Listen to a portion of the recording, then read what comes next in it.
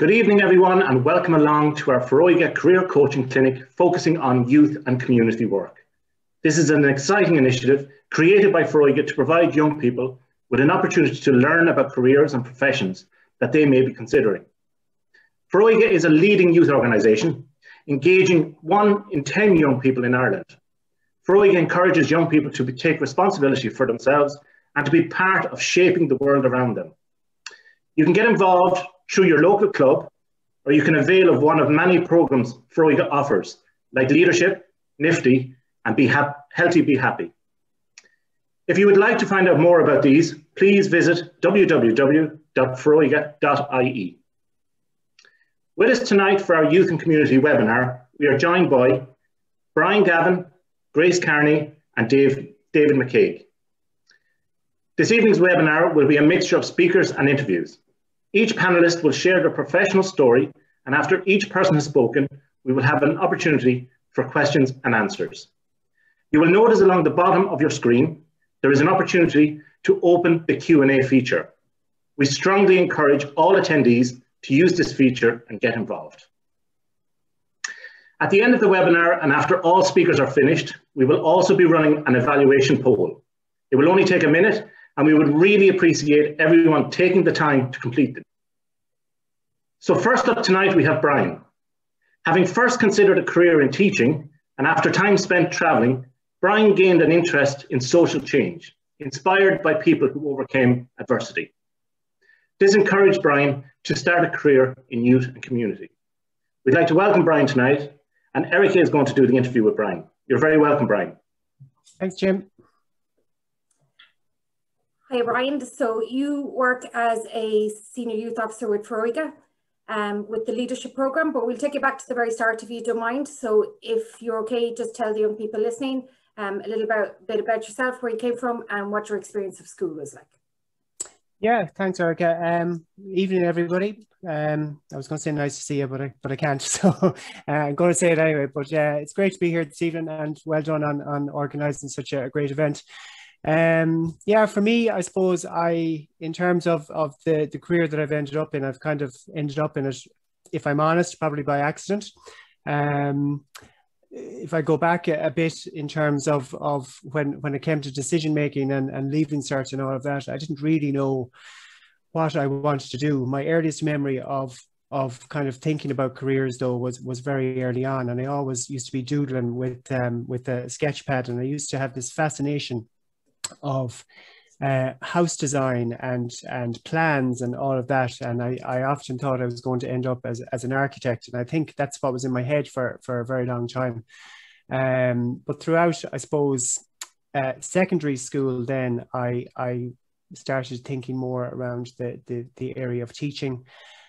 I'm not really sure if that's because everybody used to say, oh, you'd make a great teacher, and that used to kind of stick in my head a little bit. So sometimes I think that can influence the decisions that people make. But anyhow, when it came to leaving cert, I ended up doing more of a general BA degree, and I ended up in University of Limerick.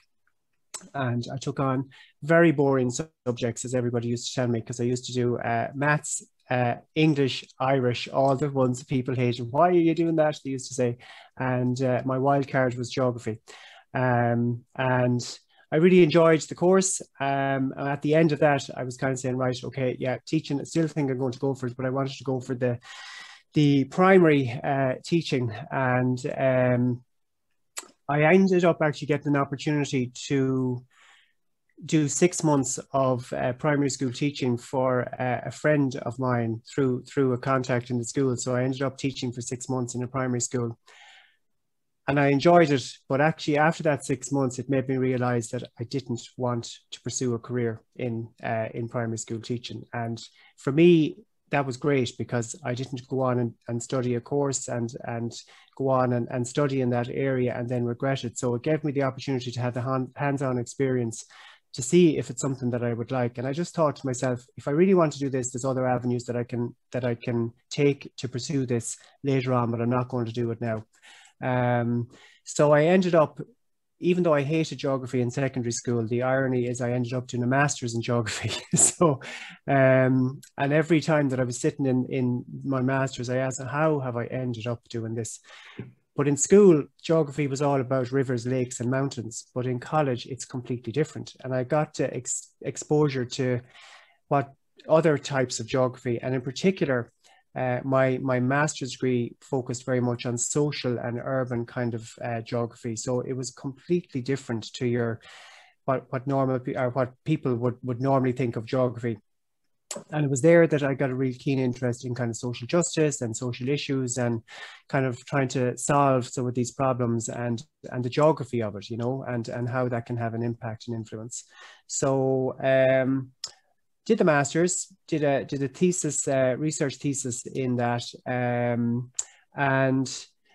I suppose from there then that's really what sparked my interest in the area of social work, social need, and social justice. And my first job after college was in for CrossCare. They were a Dublin-based organisation, but they were very much involved in homelessness and helping people who were either homeless or at risk of homelessness.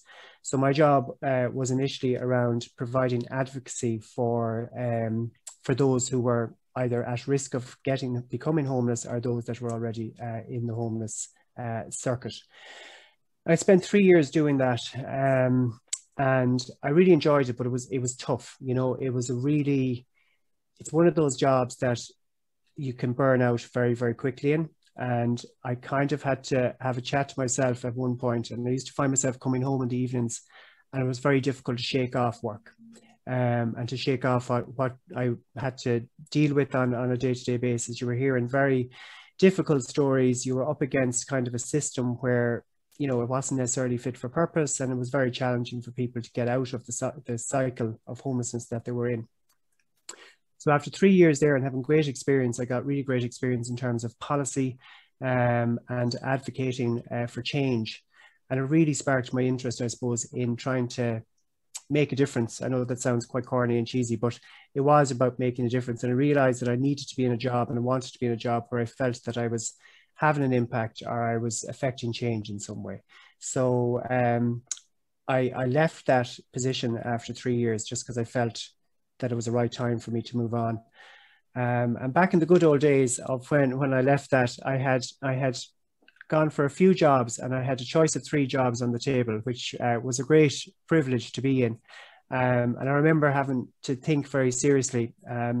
And even though I'm from Mayo, and Foróige is such a big organisation in Foróige, I didn't really know a whole lot about it at the time. And one of the jobs was with Foróige.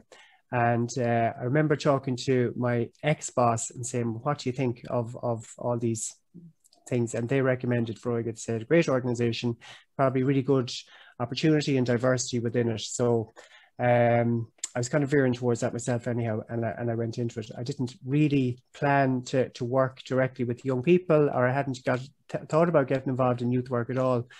But my first job within Foróige was as a regional youth officer, and that was very much around supporting volunteers to provide youth work services on a voluntary basis. I was based in Dublin. So that's kind of what got me into this field, or this area initially. And I have been with Foróige now for 14 years, just over 14 years. And I've had, I was going to say different roles. I've had 2 roles. For the past 3 years, I've been in the position that I'm currently in, which is a senior youth officer, kind of managing the Leadership for Life program, which is a leadership development program for 15 to 18-year-olds. So for me, it's not really working direct youth work, but we are providing a youth work service and providing non-formal education for young people. So for me, I think I've kind of come full circle a little bit, because I started off really thinking about a job in education, but I realized that actually the formal education wasn't necessarily for me. So I feel now that I'm in a job where I'm still providing a service of education, but it's in an informal capacity. So in some regards, I've kind of come back around to where I thought I was going to end up. So thanks a million for that. Can I just ask you about a few things just more in depth? So you said that you were in school, you weren't really sure, you did a BA, which is a more generic degree because you weren't sure. We've done a few of these seminars now, and a lot of the questions from young people is about stressing about choosing the wrong subjects and making the wrong decisions. So as a person who did, and I did a BA as well, as a person who did BA, you know, would you advise that to young people if they're unsure, or would you think, you know, like? Yeah, I think the area of kind of humanities, you know, it gives you such scope. You know, people might say, oh, well, you know, you're not really focused on anything, but I would say the opposite. I think it gives you exposure to loads of different things, and you're not just focused on one particular subject area. So for me, you know, there was lots of different options, and actually there's probably a lot more options now than there would have been when I went to college, which wasn't today or yesterday. But you know, in terms of that course, you know, you can do anything from sociology to you know, all of the humanity subjects, but they're so varied, and I think it just gives you such a grounding in terms of trying different things, and you can try different subjects and then decide what you want to specialize in. Another point is that a lot of people who do their first degrees very often in later life or directly afterwards move on to do something, or do a postgrad, or, you know, do a more specific degree in something that they've decided that interests them. And, you know, there was a lot of young people on these seminars, and they're thinking, you know, I make this decision and it's for life. So, like, would you agree with that, you know, it's the start of your career path as opposed to a definitive decision about leaving and so forth? Oh yeah, absolutely. I mean, look, I think it's great if somebody knows exactly what they want to do, but like the reality is the majority of people don't. And it's, you know, at that age, it's very difficult to decide what course you want to do for you know, that's going to determine as some people would think, the rest of their life, but it's not. It's only the first step. And I think, you know, I have the privilege of being on interview panels and interviewing people, and I see the wide variety of people that come in, and the different of backgrounds and their different experience and the different college courses and degrees that they have. And we have everyone and anyone working in Foróige, and they have such diverse backgrounds. So, you know, I don't necessarily think that it's the be all and end all if you don't choose, or you feel that you're choosing something that you shouldn't choose. As I said, I ended up doing a master's in a subject that I hated in secondary school. So I don't think I would ever have dreamed that I would have gone on and got a master's in geography, of all things, because in school I just hated it. I had no interest in it. I didn't do it for my Leaving Cert, dropped it as soon as I could, and ended up that way. You know, so I think you find your path and you find the kind of things that interest you. And I found an angle or an area of that subject that I had never been given exposure to in school. And I loved it, you know, and I think that has determined kind of the path that I've taken rather than my Leaving Cert, to be honest. So another thing that you said is that you had the opportunity to do a piece of work experience, and then, you know, that gave you the opportunity to decide whether that career was for you or not. And you've talked there about how you sat on many interview panels, and that, you know, you see the diverse skills that a person or candidate brings to an interview. So for young people who are going forward now, is there advice that you would give them? Like, we often, you know, a lot of the questions about work-life balance, and that goes for study-life balance as well. So is there advice that you would have for young people having been on interview panels? I think anytime that you know, for me, if I'm interviewing somebody, you get an idea from their application or their CV in terms of their degrees or their academics or their schooling or whatever it is that they have on it. But what you don't get off paper is the person and what they can bring, and their characteristics and their personality and their fit for doing the job. So, you know, an interview is a great way to let your personality shine and let you tell somebody who doesn't know you what you're good at. And as Irish people, we're not great at that, unfortunately, but it's a skill, and it's something that you need to practice at. And the more that you can practice that, and the more chances you have of telling people about your skills and what you're good at and what you can do, the better it will be when, you know, and when you're passionate about something, I think that comes across. You can't fake passion. And if you're particularly interested in something, then you need to let the person or the people on the other side of that table who are interviewing you know that. and tell them broadly about all those skills that you have. You know, we hear so much these days about soft skills, and for me, in the role that I'm in at the minute, that's what I spend most of my time doing, is developing programs, developing courses to enhance the skills, the soft skills that are what employers, what people, third level educators, what they're looking for from young people. So, you know, what you study is only one thing. There's a whole lot of other things that people need from you. And, you know, you need to be able to try and develop those as well. So there's, just on that, there's a couple of questions from the Q&A that we'll take directly from the young people, if that's all right. Yeah, perfect. And before we get on to what exactly your role is in your day-to-day routine and stuff, would you recommend people to volunteer or to try get work experience and so forth in different organisations? Absolutely. I think, you know, I think any job or any role that you can take on. I mean, I worked in a hotel from the age of 15, and I would always say to this day that it was the best learning and the best foundation that I ever got. And the skills that I learned in terms of, it was hard work, the graft, and, you know, the people that I met there, like that set me up. That showed me what work ethic was all about. I worked in a local authority during summers in college. I thought I wanted to get involved with that too, just because I enjoyed it and the people. But, you know, work is more than the people. You have to enjoy what you're doing, and you have to enjoy the role that you're doing. I volunteered as well. So I think anything that you can do that will give you a taste or a flavor of what that job is like, then you should go for it. And it's never going to go against you. Things like that are only going to benefit you, because it's adding to your knowledge, it's adding to your experience, and it's adding to your story. Because when it comes to you telling people about yourself, the more you have to say, the better, you know, as long as it's relevant. And any experience that you can get, I would just say go for it. And, you know, as young people think, oh, well, I can't volunteer because I'm too young. But you can get involved in things. We see it in Foróige all the time, how young people are so engaged and so active, and they're real change makers because they get up and they do it. So, you know, young people, I think, are in the best position now than they ever have been to try and get as much experience as possible before they go into the workforce. So on that, there's a question here. You mentioned earlier having soft skills in an interview panel. So the question is from somebody, what are soft skills? And do you want to give an example of a few of them for the people listening?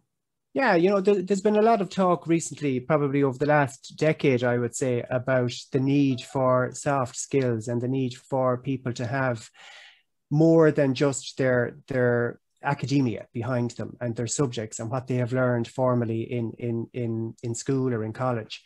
There's a thought process out there now that, you know, employers are thinking, well, look, most people are coming to us now with degrees, but they want to know what sets you apart from the other person that's outside the door that has the same degree or a different degree. So that's where the soft skills is coming from. So soft skills are all those things like communication skills, like how to talk, how to hold a conversation, how to look somebody in the eye when you're talking to them, how to problem solve, how to work with other people, how to think about things, you know, in a different way. So don't always look at things as if they're black and white. Sometimes there's another way of looking at things.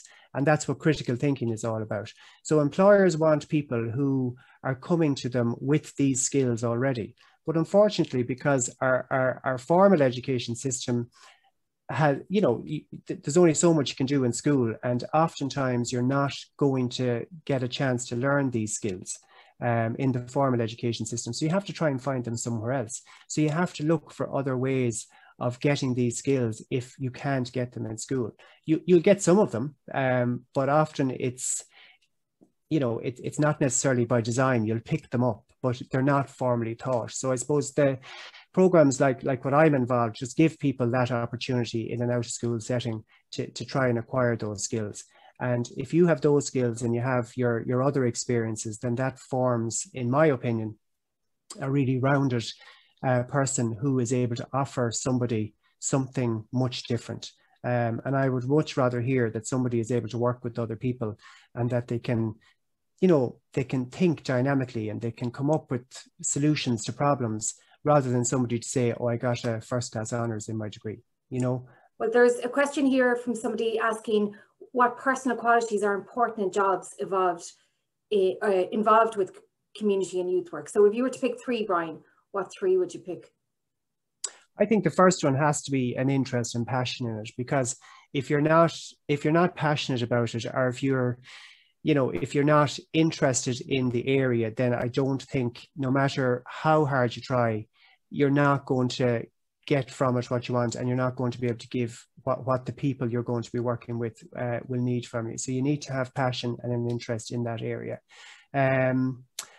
You need to have people skills. You need to be able to work with other people. So teamwork and people skills are really, really important. And then communication skills, I think, across the board. Communication skills, you need it in every area and every job you're going to go for. There isn't many jobs where you're not going to talk to people, and you're not going to have to work with other people. So, I think there's probably lots more, but they're the ones for me that would stand out. And interesting, like this is the fourth one of these in the series that we're doing, and every single mentor has listed communication as one of the top two skills that young people should practice and try to acquire. It's huge, yeah. And I'll just give you a very simple example of why that's so important. A number of years ago, I was involved in a program where we brought maybe 40 young people, and they went off and they visited employers. They visited big employers like Facebook and Google and LinkedIn and all those companies, and they got a chance to sit with their best and their I suppose the leaders of those organizations, and they got to talk to them about what they look for in employees and what it is that they're looking for, and what a day-to-day job would be like in those places. But afterwards, we got some feedback from the employees, from the employers and the bosses of those companies to say, how did the young people present to you? Have you any feedback for them? But they knew this was going to happen. But some of the biggest things that came back was, when they shook our hand, it was limp, okay? They didn't look at us in the eye when they introduced themselves, and they stood with their hands in their pockets when they were talking to us. Now, there are three things that you wouldn't think that wouldn't make a difference, but they're the three things that were fed back from most of the employers. Yeah, because so that's what I mean by simple kind of soft skills, things that you're not going to learn formally, but often you just have to practice it. Yeah, and they are things that you gain with age, with practice, with doing over and over again. They're not, not everyone is just born naturally confident, and all those skills are linked to confidence and to practice and all of those. So just two last questions. There's a question here. I know you don't work directly with young people as such in your role at the moment, but you have worked directly with young people. So can you just give everybody just a small flavour of, the direct work that you did do was? Yeah, I suppose when I was involved in the role with supporting volunteers to work directly with young people, I would have had opportunity to work with young people at that point or in that role. And even thinking about, a lot of the times the training and the support that you would give to volunteers who are setting up, they would set up volunteer-led Foróige clubs in their local community. So it's about, how do you work with young people? How do you get the best from them?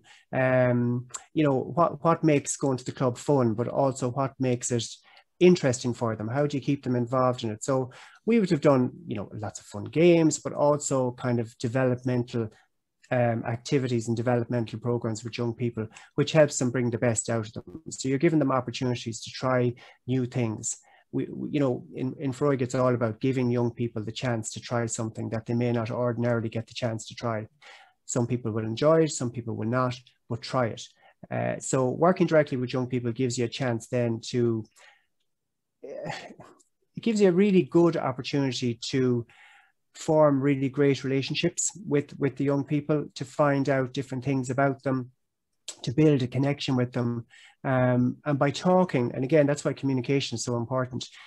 In order to do youth work, you need to be able to engage with people. You need to be able to hold a conversation, and you need to try and draw out things from the young person, because there's such a wide range of issues for a lot of young people, and youth work is a great way to engage them in really positive and really beneficial work, So, but having that skill, it's not a skill that everybody has, but it comes with practice. And when you're involved in this, by talking to a young person, by picking up on things that they're saying, it can really help you to kind of help them, And we're not there to problem solve, and we're not there to give them the solutions. We're there to help them find their own solutions and to find their own way in life. And I think that's the real value of youth work, because I'm sure all of the young people that are on here this evening, they know that you're all different. You know, you're very different to your friend, you're very different to your brother, sister, your cousin, whoever.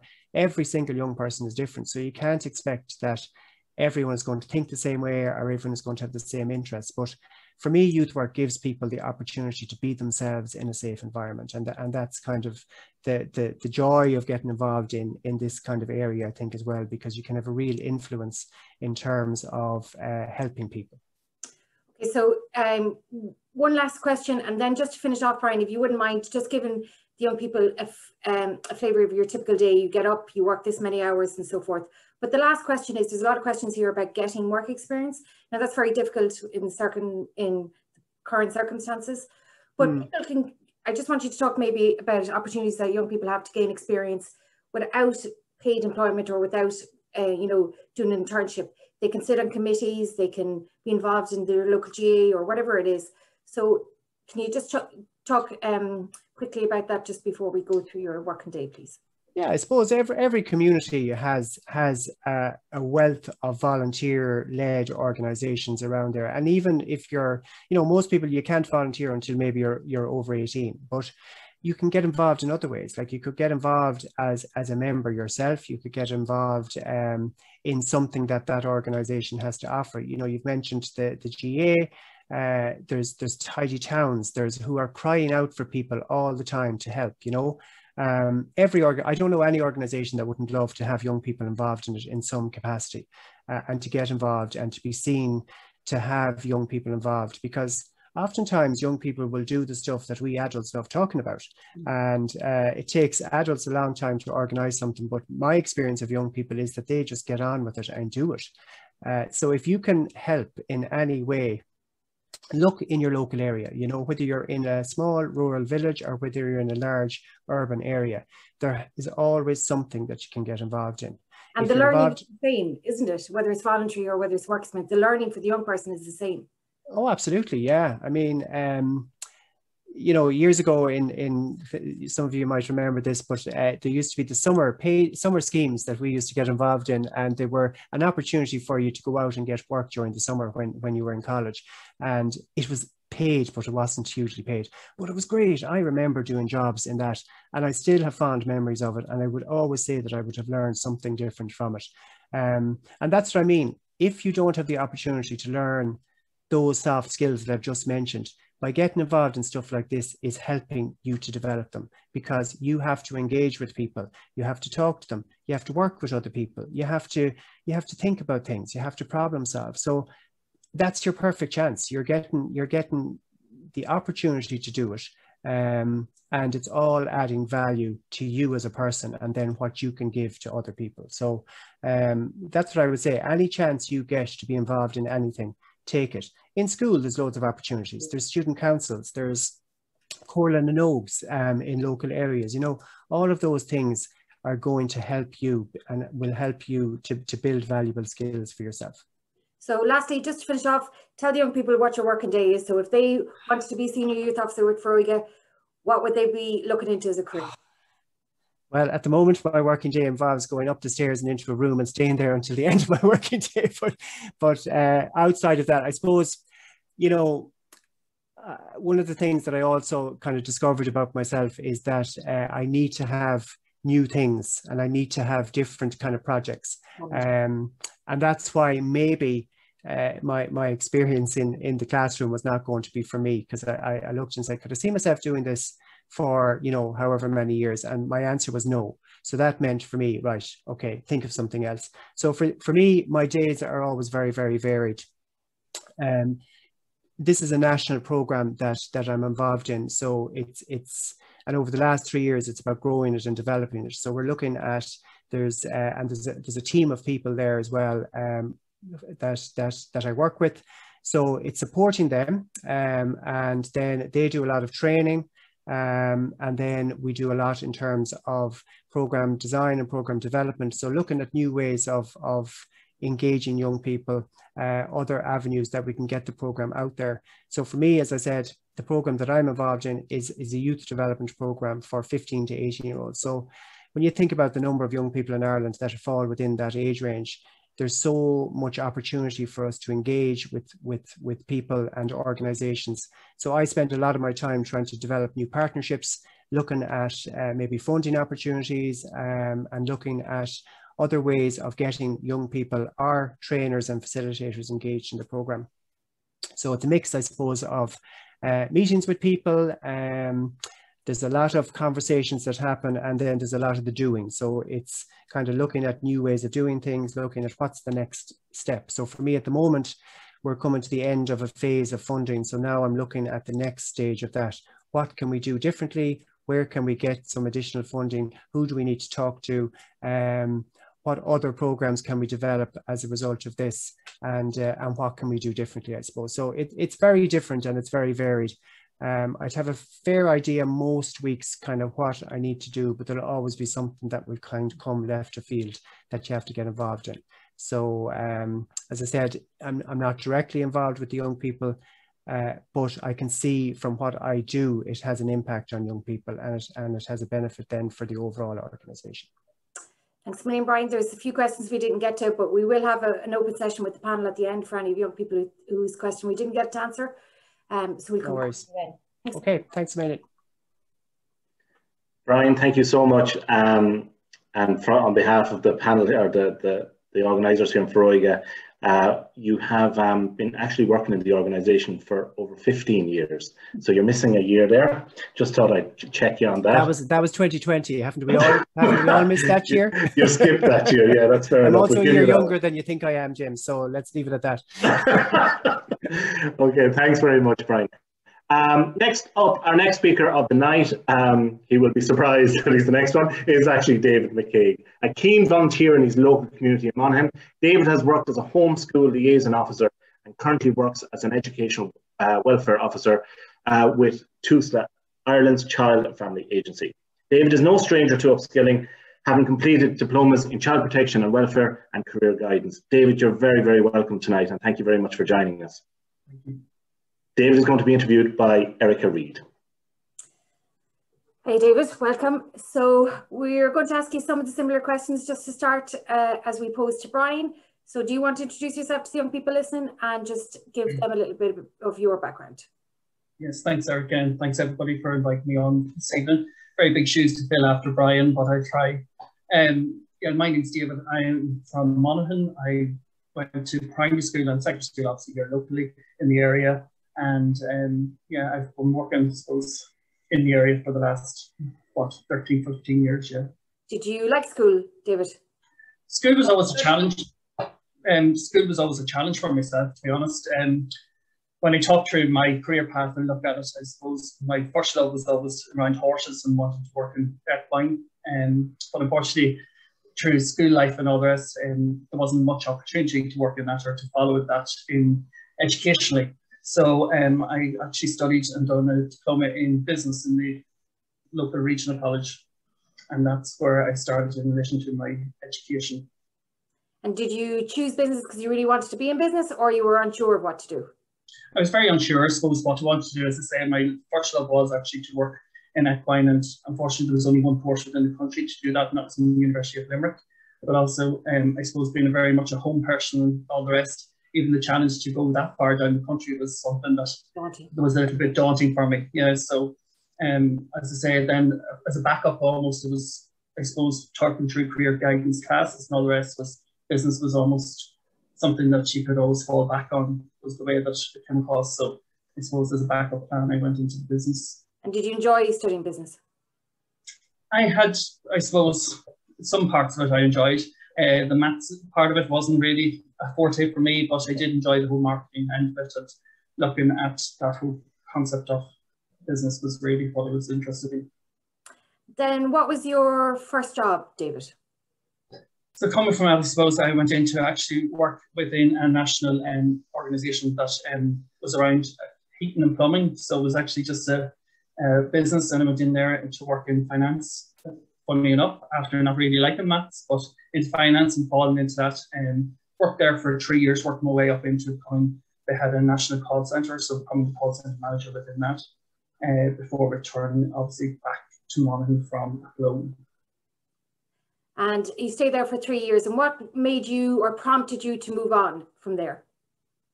I suppose I always knew that really, while business, I felt obviously my thing was to have employment and be applicable. However, and while it was interesting, I always felt that it wasn't necessarily what I felt that I wanted to do.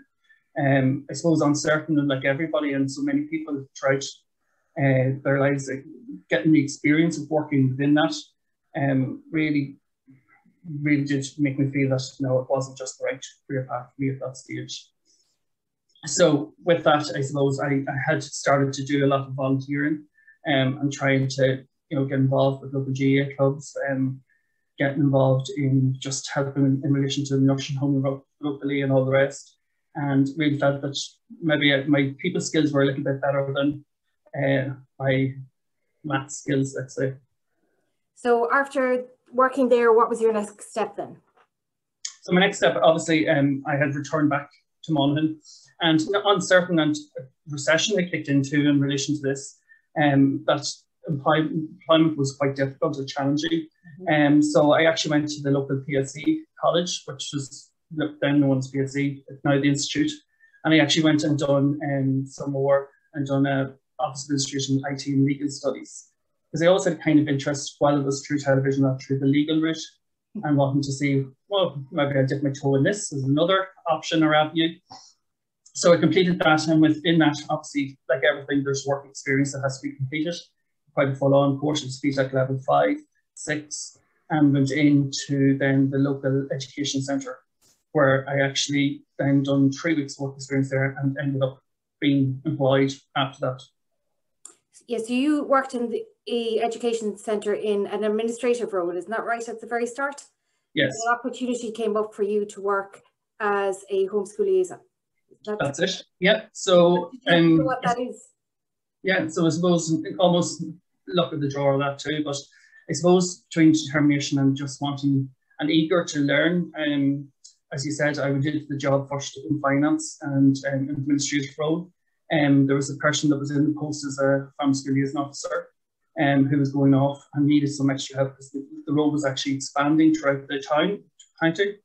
So I suppose keen and been an advocate in working with young people through volunteering.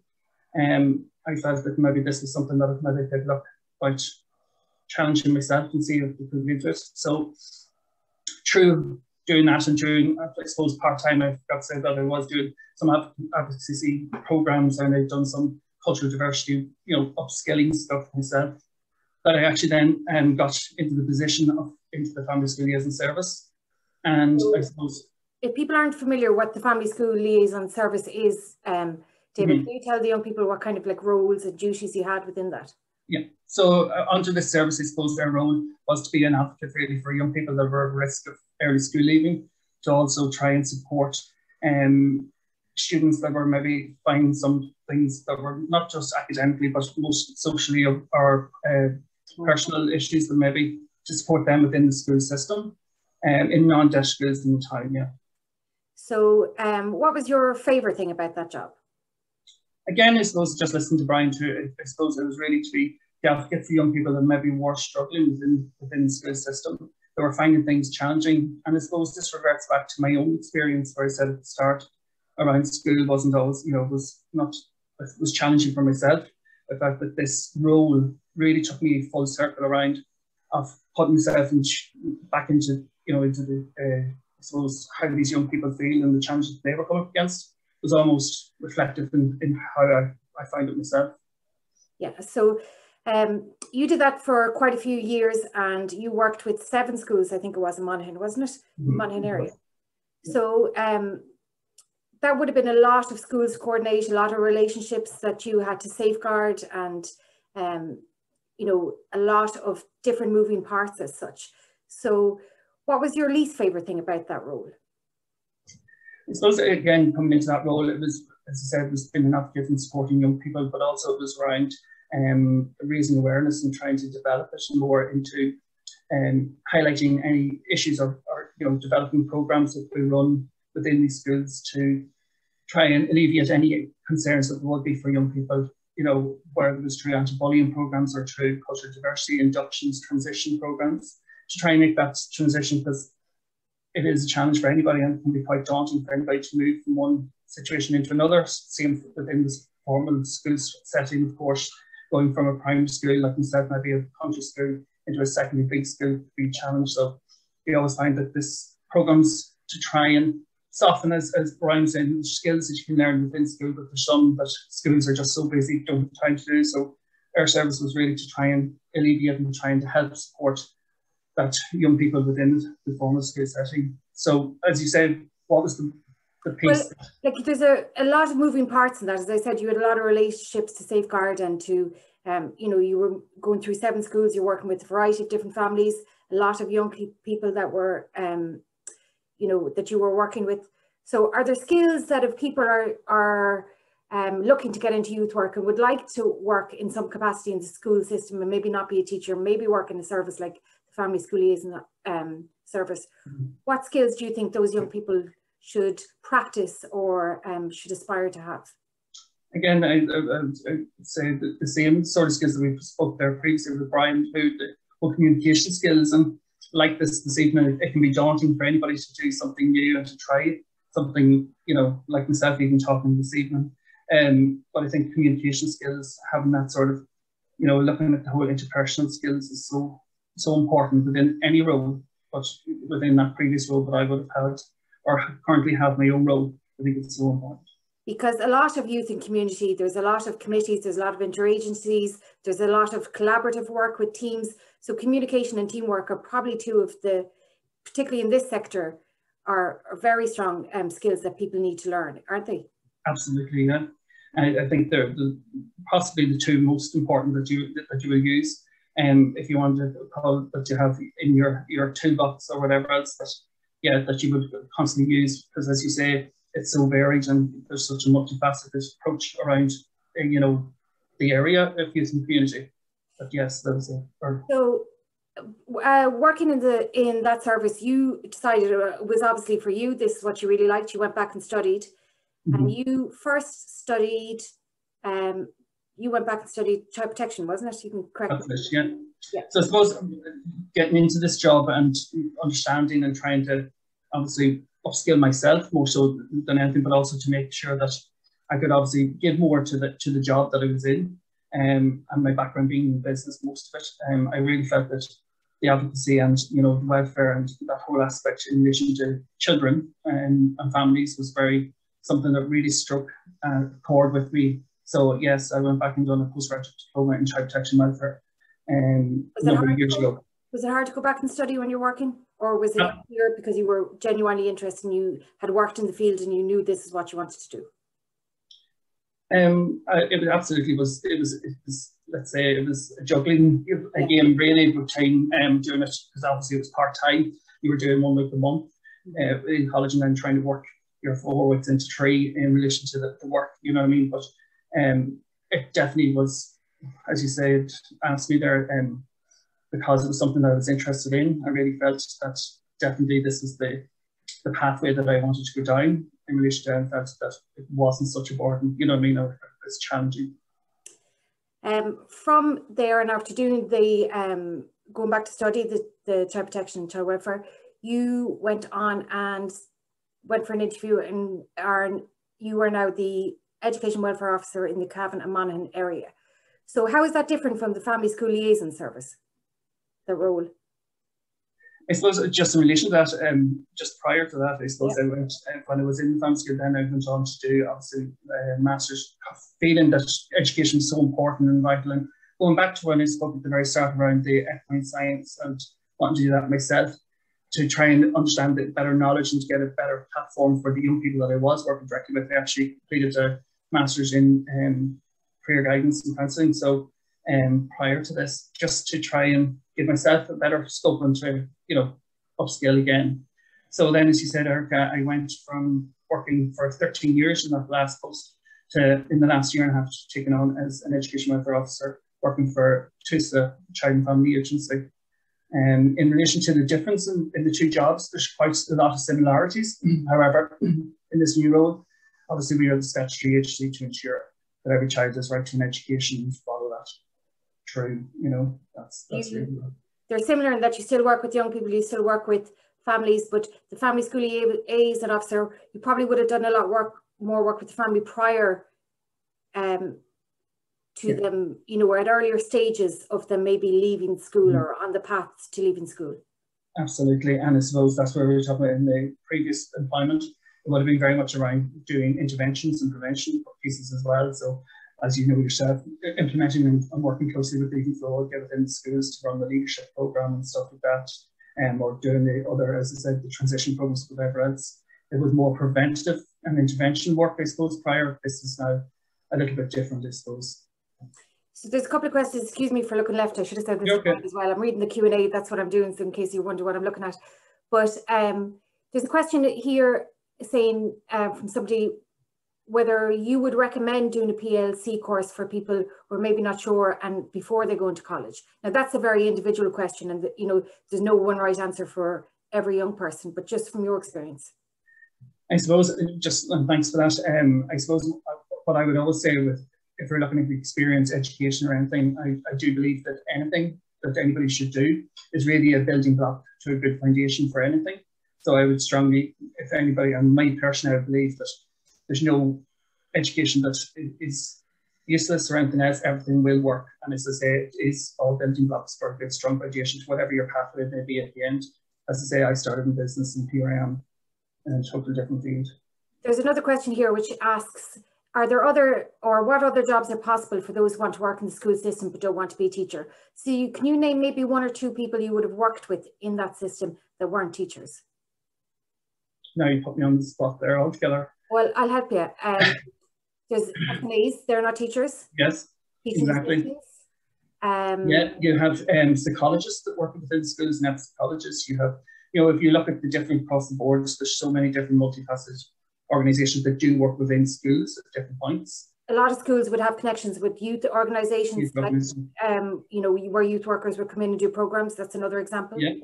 Yeah, there's a lot of different, and as I say, schools are crying out a lot of the times because a lot of schools don't have that much support within, you know, outside. So they're only delighted to have organisations come in, as you said there, like youth officers and that, to do their own programs. But there is, any profession can be sometimes attached to a school, when, you know, depending on the case or what's going on. Is helping young people and seeing them succeed rewarding, David? Absolutely. I think that's, you know, more so than anything, I think it's great to see when you see somebody that has maybe struggled or that has been finding or questioning in anything, to see that they've actually succeeded, or that, you know, they've built their own self-esteem or their confidence, you can see it raised. Yeah, it's definitely a rewarding piece of any job. There's a course here, there's a question here, apologies, about what courses a young person would need to do. So youth and community has changed as an industry. When a lot of us started in it, you had to have a degree for a lot of the jobs, but not a specific degree, whereas it's changing now slightly, and you'd know more about this than I would, that they're looking for a degree in social science, or they're looking for a degree in youth and community. So can you talk a little bit about that, just from you might know a little bit more about the courses than I would? Well, I suppose across the board, yeah, the demands or the recommendations of what courses were desired courses for a lot of things has almost changed. And I think the other panelists would agree with this, that a lot of times, and Brian has spoken about, you know, it's holding a degree or a level 7 or whatever else. In relation to that, again, coming back to me, you know, a diploma in business studies, going on to do a postgraduate diploma level 9 in child protection and welfare, you know. So there's things have changed quite a lot in relation to entry levels and requirements. If not even just recently, the government now in relation to looking at reintroducing in the whole thing of apprenticeships back in and taking away the stigmatization around having to have that. And I suppose that's going back to my own talking about the equine science. It wasn't really, it was constantly challenge about the limitations. Was all about university. You had to go down, the ITs weren't really looked at, PLCs weren't really looked at, the same courses. But now across, to be honest, the course is around holding the qualification and working through the QQI at that level. And then, you know, opportunities are there for no matter what job or career you're looking at. And I think that's so important, because so many of the mentors that we've had on, you know, have started as something and their career path has meandered once, if not twice, you know, to where they are now. So can you, last question, David, can you just give people a rundown of your daily routine, your daily professional routine? So you get up, are you like Brian, do you have a lot of meetings, whether on Zoom or in person in real life? So what's your daily routine like? Yes, Zoom has become a new way of living altogether, I suppose, and doing these story calls. But my role would be very much, a lot of the time is, outside of COVID, would have been very much engaging within the school setting and holding meetings in schools, within the homes in relation to, you know, school attendance and the importance of it. And I'm working in a supportive role, looking at pathways, of course, around education, but really also then implementing that if there was some concerns around school refusal or anything else, to ensure that people are in school. So my daily routine at the moment is very much a telephone, a laptop, and a lot of talking. So just on that, because we are all on our laptops too often, you mentioned several times you love horses. So for the young people here that are stressing, people do stress about their choices, about subjects, about their futures and their grades and their leaving certain exams and all of those things. How important is it to have that balance in your life, that study, you know, social balance in your life, whether it's a sport you love or horse riding or it's GA or it's listening to music, whatever it is? Oh, I think it's vital to have that in balance. And, you know, sometimes we get so immersed in some things, and we get so bogged down in relation to not alone what we put and the stresses that, you know, our working life can put on us, but we can put on ourselves personally. And sometimes we put that added pressure so much on ourselves that it almost, you know, it takes us and we bog down so much. So it's so important to take that almost, you know, that break and that rest and to go and obviously get involved in something else, or to take that me time. Whether it is, as again, say, horses, or go for a walk, or getting involved, or even just meeting a friend or chat, or whatever it is. To me, it's definitely, it's a survival mode too. Thanks a million, David. And again, we might come back to you with more questions on the panel, but for the minute, thanks a million. Thanks, Erica. Thank you very much, David. Our final speaker of the night is Grace Carney. Grace works as a project coordinator with Bridgeways Family Resource Centre in Ballymahon, County Longford. Grace has vast experience of working both in the youth and community sector. Her educational achievements have enhanced her approach to working with people most vulnerable in the community.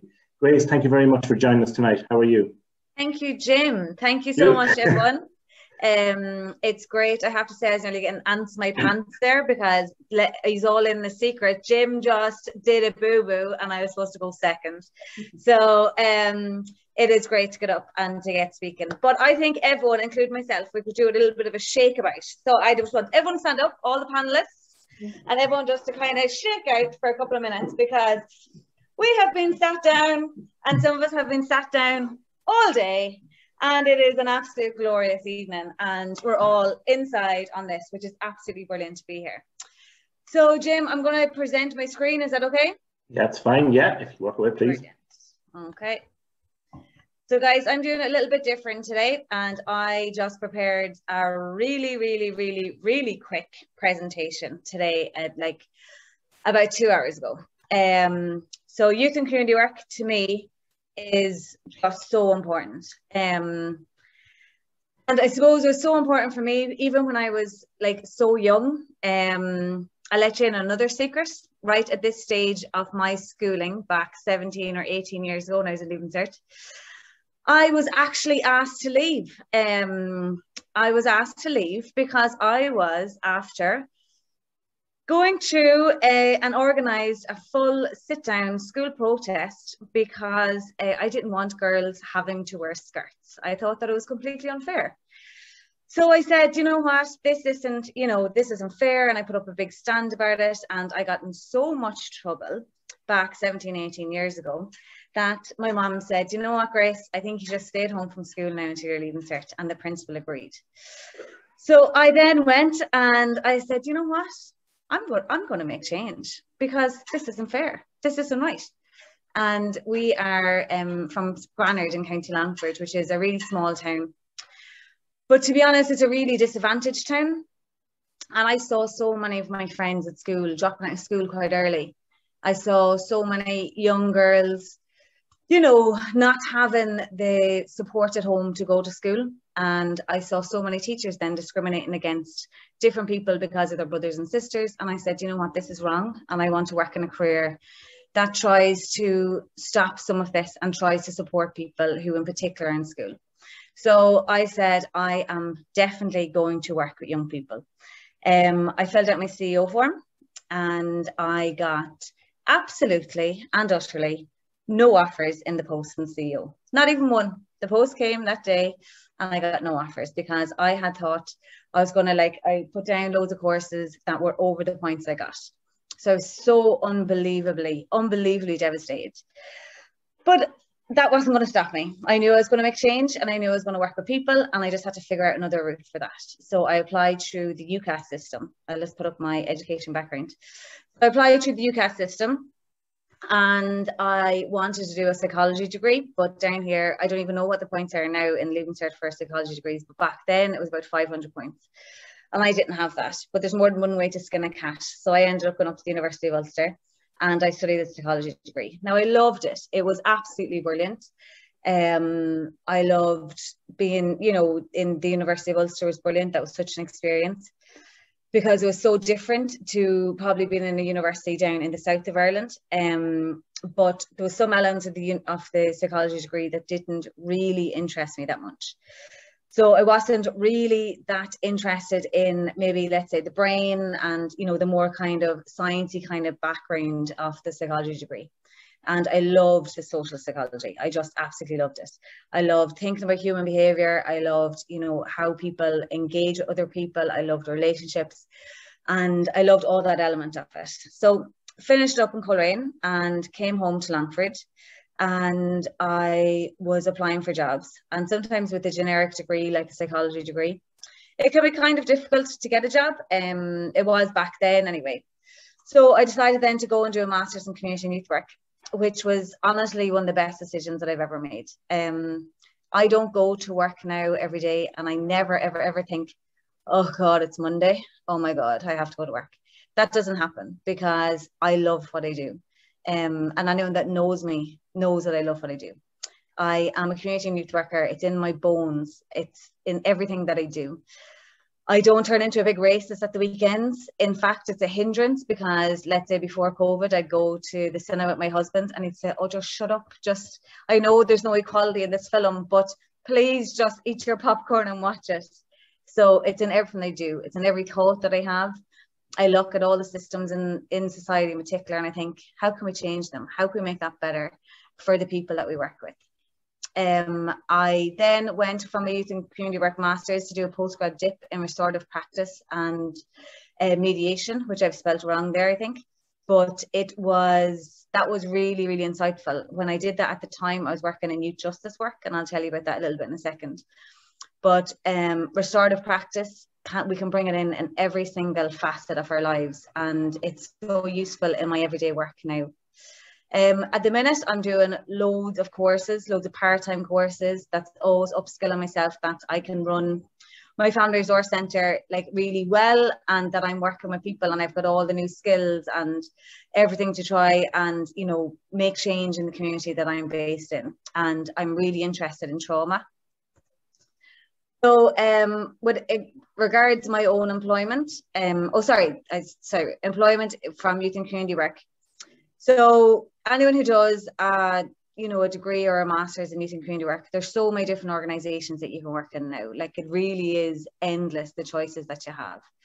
I currently work in a family resource centre, but loads of people work in youth organisations, homeless organisations, community organisations. We just heard from 2 other speakers who are working in Tusla and I know in Foróige. So there's so many different pathways. If you're really interested in this career, you know, there's so many different pathways that you can go. One of the biggest things though is, sorry, I'm just going to go back to the start. One of the biggest things with regards to this career for me is your passion for it. You know, if you are thinking about this career, I want you to really think about your values. So, because one of the fundamental basics of community and youth work is based on your values. And if you don't know about what your values are, we can, you know, you can ask me a question on that and we can answer it. Because this career requires you to be passionate, requires you to have an understanding, requires you to be patient, to have empathy, to look at the world through a different lens. So if you're not that way inclined, this is not a career for you. I interview like some of the other panelists on a regular basis, and regardless what's on someone's CV, if they come in and they're passionate and they have an understanding of the work and of the issues in society, I will automatically take them on. And I do feel that that's really so important. It's the fundamental basics of our career, you know. So it'd be like maybe being a nurse and being absolutely petrified of blood, then being a nurse probably isn't a great idea. So I feel that with regards to our values as youth and community workers, like you have to be that type of person that wants to work with people, that wants to bring people along. If you're someone who absolutely hates, you know, talking to people all day, then really rethink your career in youth and community work. Community and youth work, I have done both down through the years. So I started as a youth worker in Belvedere Youth Club, and I was really privileged. I just came out of my master's and I got an employment straight away. And Belvedere Youth Club and Swan Youth Service are based in North Dublin. So they'd be kind of like the Sheriff Street area. And I was there for a number of years and it was just absolutely amazing. I loved every second of it. And everyone would say, oh my God, you know, wow, you work in Sheriff Street, that must be so hard. It was hard, but I think what was hard was trying to change a system that was broken. And I think that was what was really hard in Sheriff Street. Now, the people were just so unbelievably authentic and just amazing. And they were so kind and so caring. And they were living in a system that just wasn't working for them. I then went from North Dublin to Kildare Youth Services, where I worked as a Garda youth diversion worker. So that involved working with really, really, really low numbers of young people who are involved in crime. So they might have, you know, committed small crimes, or some of them actually might have committed bigger crimes. And we were working with them one-to-one to try and change their lives and try to change this, like the route that they were going in life. And it was just amazing. You know, you really got to know a young person and you really got to figure out what was going on, because I believe that there's no person in this world who makes bad decisions because they're really happy with life, you know. So we managed to get to the root cause of problems and to change the narrative of their lives. And so many young people I worked with went on to do work experience and get jobs or to go to college, and it just was absolutely fabulous. From there, I came back home to Longford, where I'm from, and I took up manager of Bridgeways Family Resource Centre. So we are a family resource centre. There are 121 family resource centres in the country. And we work with children, young people, families. Our kind of remit would be working from cradle to grave. So as in working with really small babies right up to people who are older. So that's kind of the model of family resource centres. But we will be rooted in community work values. So community work values are very similar to youth work values, but we're really trying to empower the community. So for the community to make the change themselves, you know, for them to come together and to make a change themselves. So, you know, that's one of the biggest things. Here's just some pictures of some of the work. We would bring different communities together. We would, you know, run different initiatives to get local people involved. So this year was actually one of the biggest barriers in our community right now, for some of the community, is we have people coming in from loads of different backgrounds, and some of them want to learn English, so we provide English classes.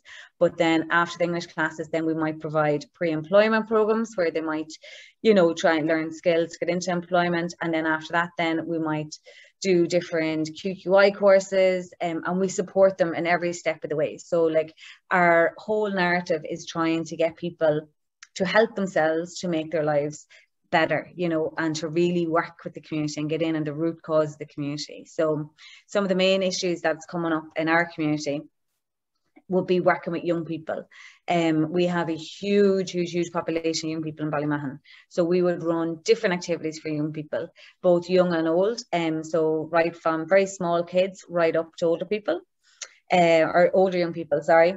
And we would also then run a full mental health service. So we're finding some people are coming to us and let's say they might just want to engage in, I don't know, an art class, but between art class then they build a relationship with the staff, and that's kind of the real most important thing, like, is the relationship with the staff. And then it comes out, you know what, I'm really struggling at home, or you know, this is going on, or whatever's going on for the young people or for the adults or young people. So we then try to get them in therapy or try to get them in whatever sort of help that they may need to try and improve their lives. So like, our work is so hugely rewarding. We get to have the privilege to walk with people. You know, you get to watch children grow up. You get to see families go through difficult times and come out the other side of it. And it really is just fabulous to watch and to be part of. Like, and I feel so privileged to be in that position. I'm just going to stop sharing my screen for a second, Jim. I don't know if you want to come in and ask me a question. I do have a video to show. Yeah, no, I think what is the video, Grace? Sorry. So a very short video of an event that we ran about 2 years ago, and it was on integration. So as I said, one of the biggest things that was actually quite hard because I was looking at that presentation, I couldn't see anyone. So hi, at least I could see people again. So one of the biggest things in our community is we have so many people from loads of different backgrounds after moving into our community. So we're a really diverse community in rural Ireland. Which can pose so many different problems and so many different challenges. And we really try to work very hard with all of our new communities and the existing community to try and bind people together, you know, so that we have a very cohesive community. So I'm just going to show you just a very quick video. If I can now, I bet you it's not going to work. Let me see.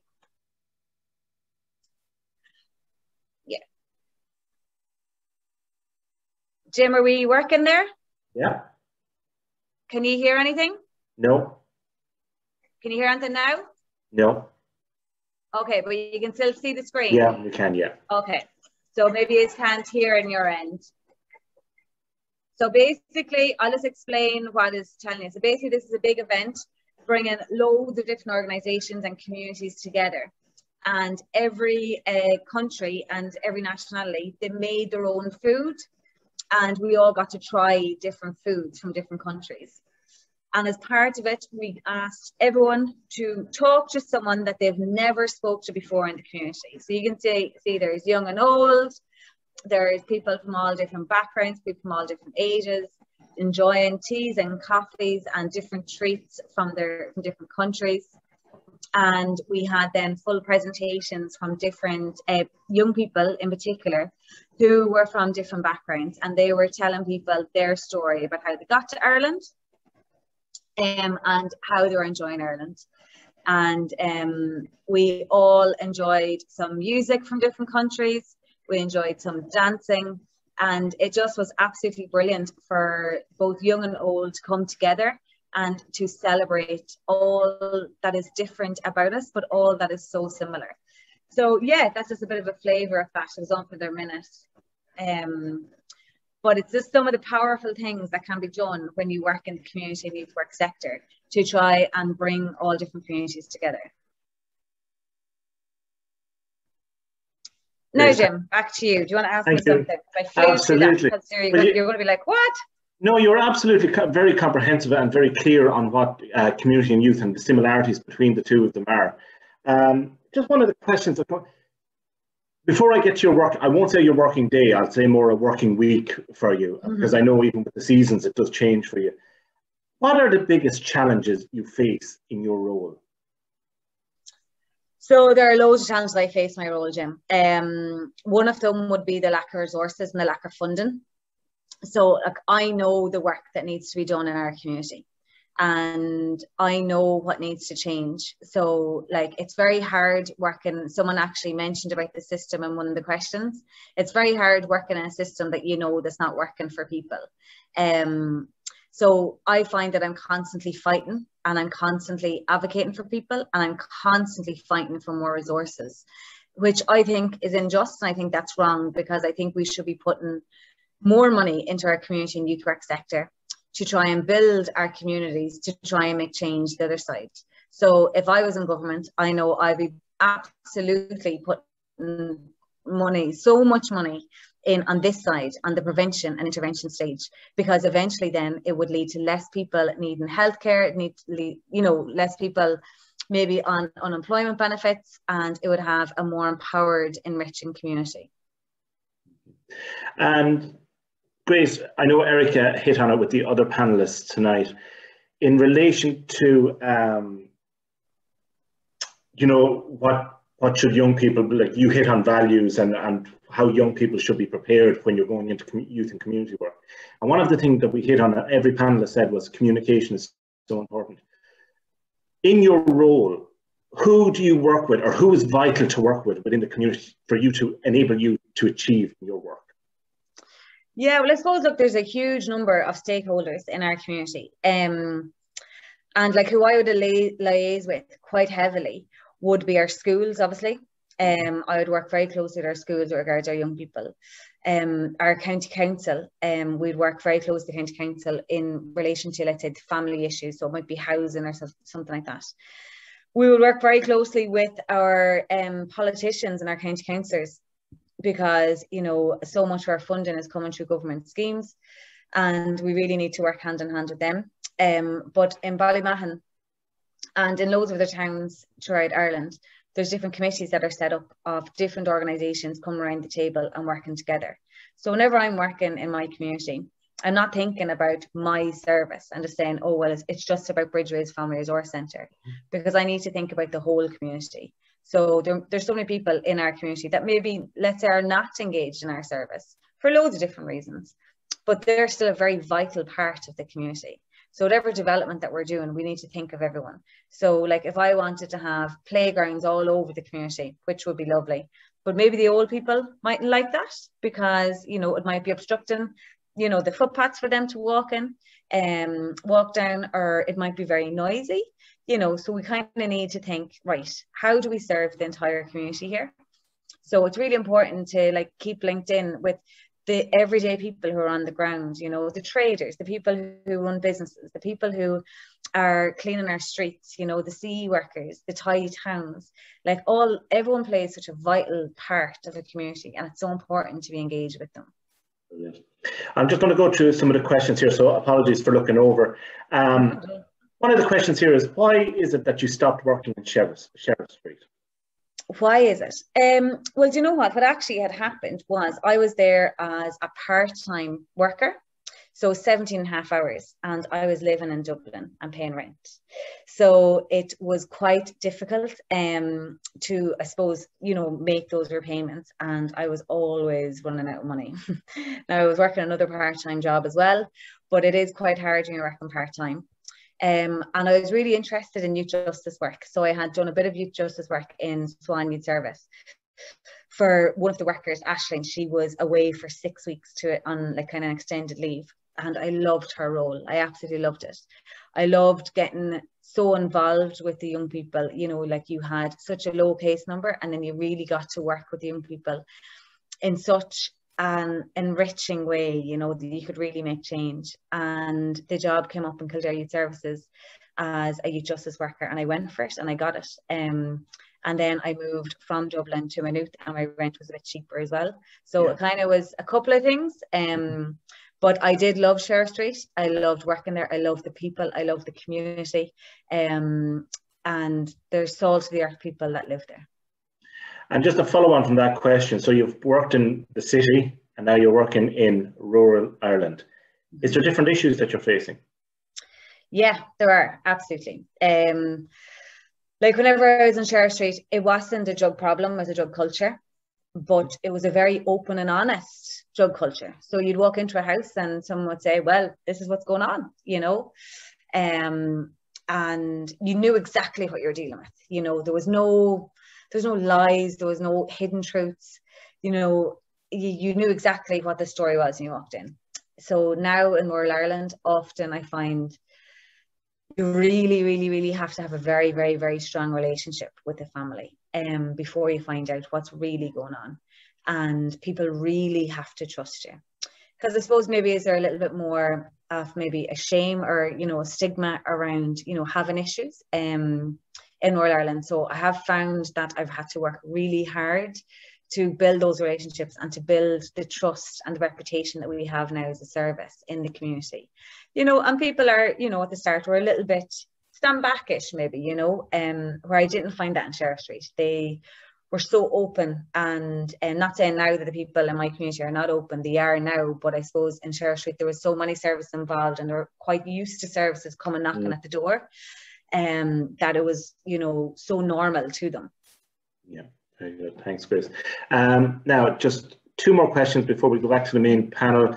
Do you work by yourself? Just keep it short, Grace. Do you work by yourself, or have you other people working for you or with you? No, I do not work by myself. And in this sector, nobody can work by themselves. You know, we really need to have a team, and I am blessed with the team that I have of very, very dedicated and passionate workers. I suppose I interviewed all of them myself. So I was really sure to, you know, pick someone who was as passionate about the work as I am.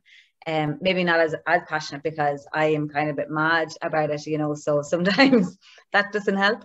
But no, I do have a team. I would have development workers, I have an integration worker, I have administrators, and then I have a really big band of very dedicated, fabulous volunteers.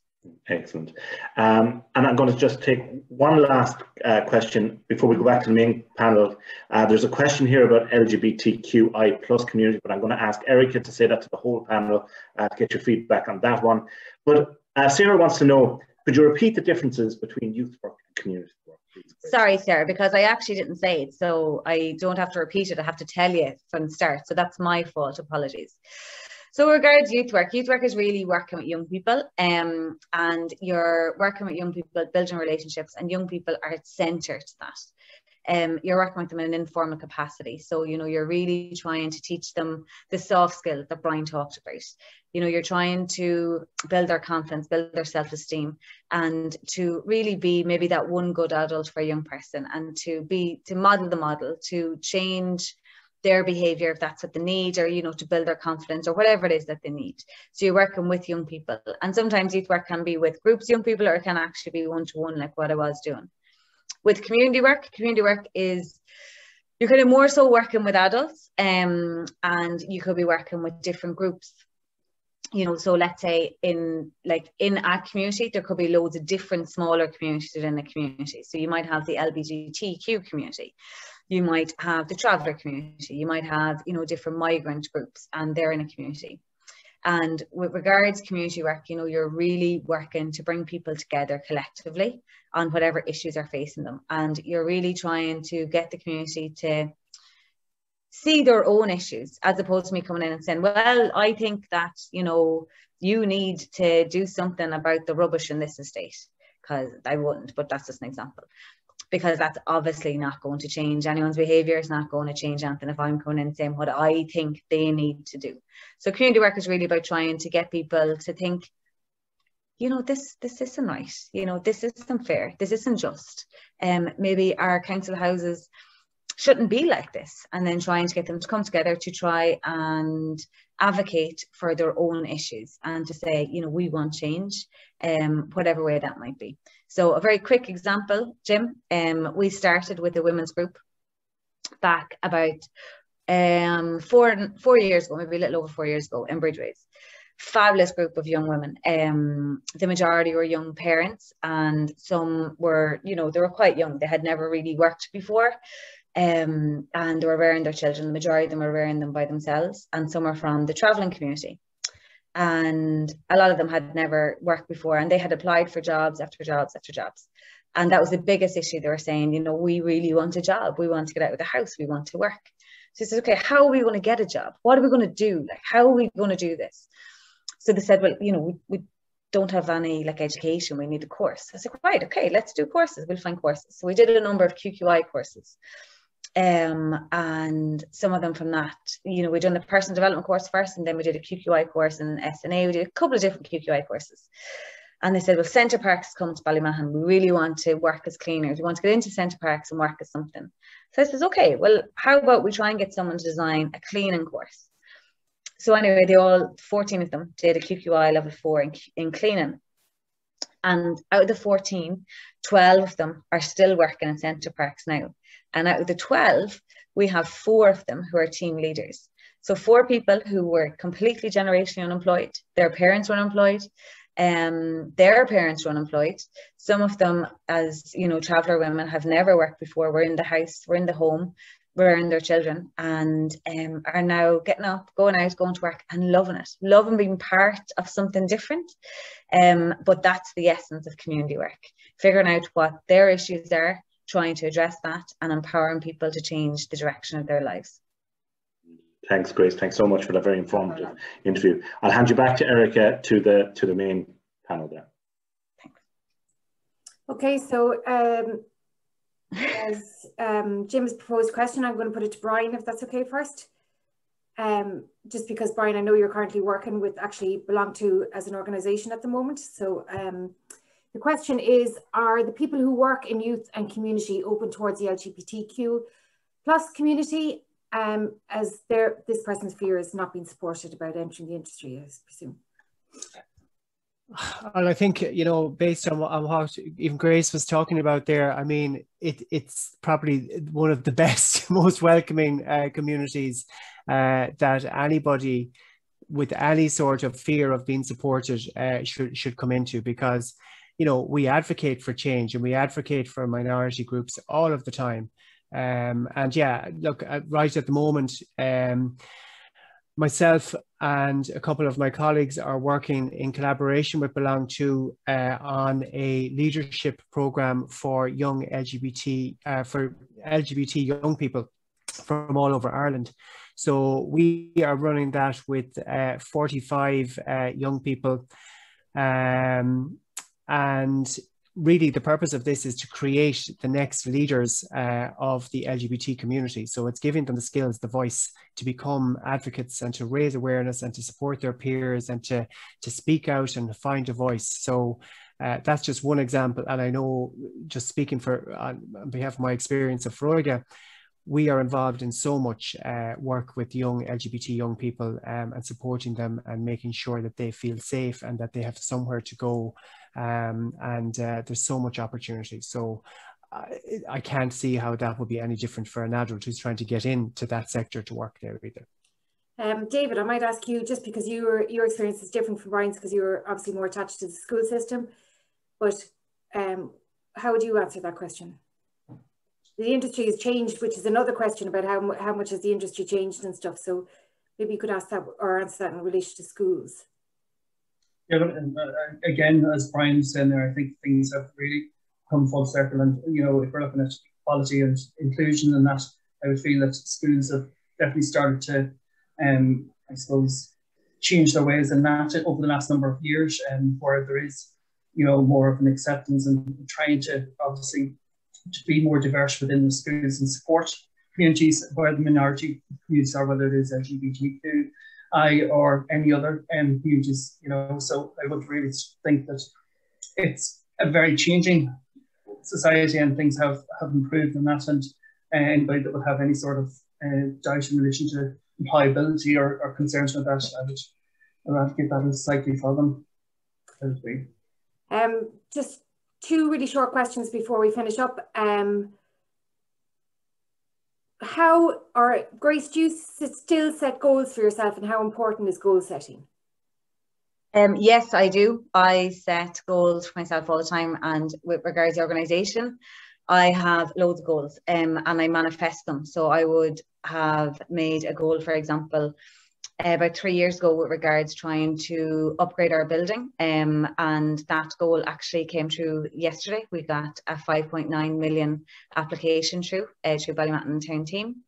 So yes, I make goals all the time, and I have a goal now of trying to get 4 full-time staff in the next 2 years. which I will also get. Very good. Brian, what do you still set goals for yourself, even personal, if they're, you know, just in general?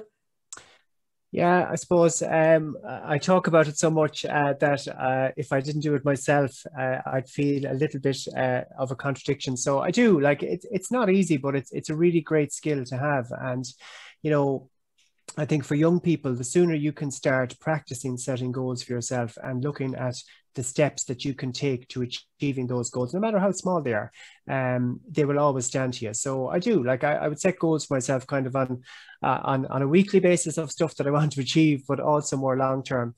And I suppose the biggest thing about goals is that you have to own them. You have to make them your own.